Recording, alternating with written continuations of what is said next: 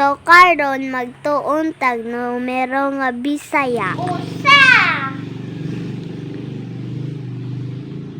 Usa ka numero or number 1. Duha ka numero or di number 2.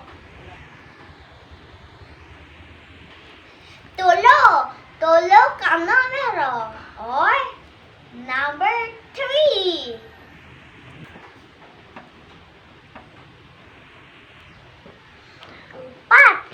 Upat ka numero or di 4. Lima ka numero or number 5.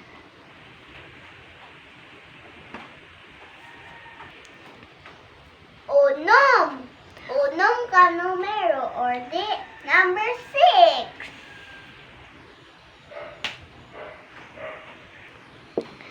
Pito ka numero or di number 7.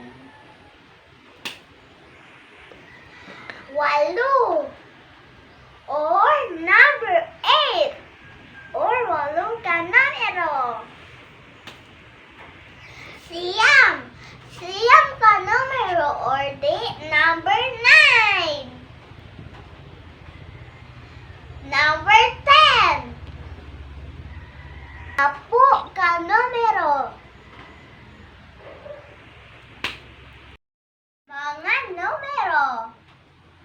Usa, duha, tulo, upat, lima, unom, pito, walo, siyam po.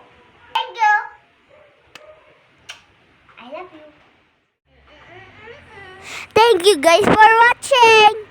If you want more educational video, please like and subscribe. Thank you. Bye bye.